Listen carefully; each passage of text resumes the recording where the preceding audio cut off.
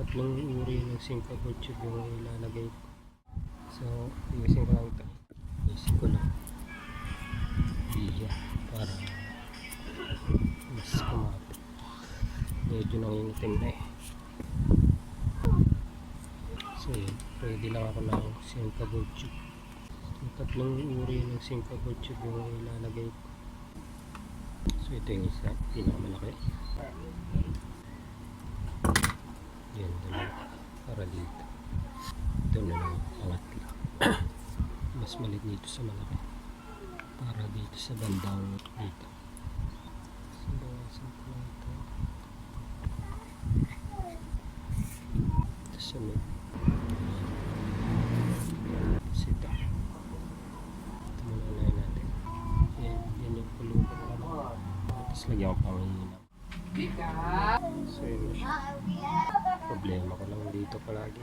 Dapat talaga yung diskarte mahaba. Tapos hindi ito mainitan agad. Yun. Pinutol ko lang yung nagkaka. Pero natin. Set na. Di rin pala. Dapat mas malaki pa pala. Dilitin ko na. Dilitin ko lang dito. Ibay na dikit dito eh. So, ayun ako. Arin. Ito dito. Tapos na naman ako dito. Dito ako gawa akong diskarte para magamit pa rin ulit ang ikot eh. Magamit kasi ito. Tapos ito. Anan ko pa. Para maglagyan ako ng Singapore tube. Bake na lang yung diskarte ng pagdugta. Ganito na lang. Asa na lang siyang tibay dun sa soldering lid. Yung di labat. Para di siya masunog. Ilalayo ko ito. Para saan mo kontra yung init. Ouch! Ouch! Ouch! Ouch! Ouch! Ouch! Ouch! Ouch! Ouch! Okay. Ito lang ako. Dito. So, yun.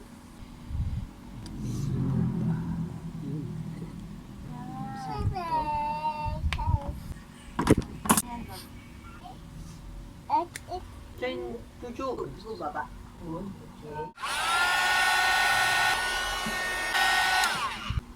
yan.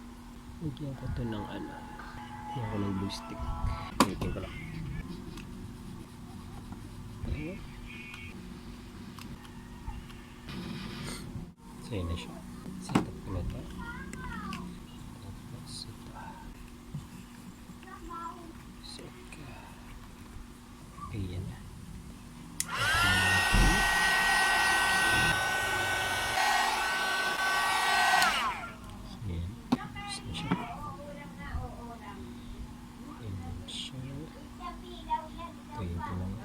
Lamigin lang natin.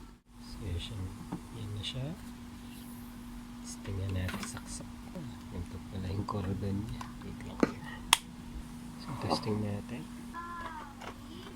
So yan. Power. Yun. Yan. Ayos. So okay na to.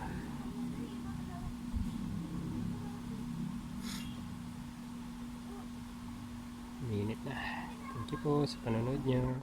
Yan. Nilinis ko lang ng konti. Para maging maganda na maitsura niya.